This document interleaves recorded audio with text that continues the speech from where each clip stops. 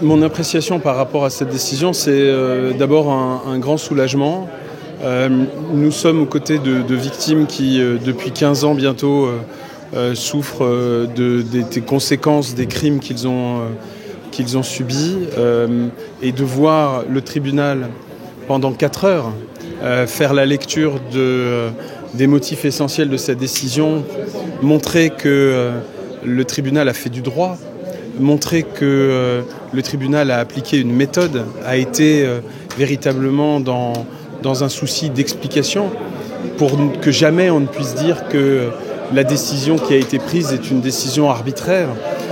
Pour nous, c'est un moment important, un grand soulagement, parce que, étant aux côtés des victimes depuis 15 ans, nous savons que l'attente des victimes, c'était une attente de justice, pas du tout une attente de vengeance, que cette attente, elle était exigeante, et que manifestement le tribunal a eu à cœur d'être à la hauteur de cette exigence. Donc un vrai soulagement et l'impression que la justice avance, que l'impunité recule dans un pays qui a besoin justement que l'impunité cesse et qu'elle ne soit plus la règle qui s'impose dans le paysage en Guinée. Le tribunal a fait droit à l'essentiel des demandes des parties civiles. D'abord, il y a un signal qui est essentiel, c'est que les associations que sont l'Organisation guinéenne des droits de l'homme, la Fédération internationale des droits de l'homme, l'Association des victimes, parents et amis des victimes du stade du 28 septembre, sont des associations qui sont reconnues comme victimes. C'était essentiel parce que, dites-vous, qu'il n'y aurait pas eu cette affaire s'il n'y avait pas eu des associations derrière les victimes, aux côtés des victimes, pour les entourer et pour aussi contribuer à leur protection. Nous avons été entendus là-dessus, c'était pour nous l'essentiel. Nos demandes sur le plan de la répression ont été entendues. Nous voulions que les faits soient qualifiés de crimes contre l'humanité, nous avons été entendus. Nous avions fait des demandes de dommages-intérêts qui étaient importantes, qui n'avaient pas pour objet de permettre à ces victimes de s'enrichir, mais simplement d'obtenir une compensation qui leur permette de passer à espérer une vie meilleure aussi, d'être en mesure de s'établir mieux.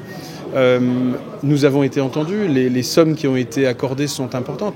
D'ailleurs, un message important qui a été rappelé tout à l'heure lors de notre conférence de presse, c'est essentiel que les violences sexuelles soient reconnues par ce biais comme des violences à part entière qui sont assimilées aux violences les plus graves. Donc, pour moi, j'estime qu'on a été quand même globalement entendu. Ensuite, le tribunal apprécie. Il a un souci d'équilibre, à l'évidence. Et moi, je salue ce souci d'équilibre. Mais quand on recherche l'équilibre, ça veut dire que quand on est victime, il faut savoir aussi entendre qu'on n'a pas nécessairement tout ce qu'on a demandé. Et ça, ce n'est pas important, ce n'est pas là l'essentiel. Pour moi, l'essentiel, c'est que justice ait été rendue. Et je crois que la plupart des victimes en conviendront. Les délais de prescription ne sont pas nécessairement échappés. Oui, c'est une possibilité qui est offerte au parquet. Vous savez, l'une des particularités de cette affaire, c'est que les victimes et les associations ont pris leurs responsabilités. Nous prendrons nos responsabilités pour tirer toutes les conséquences de ce jugement.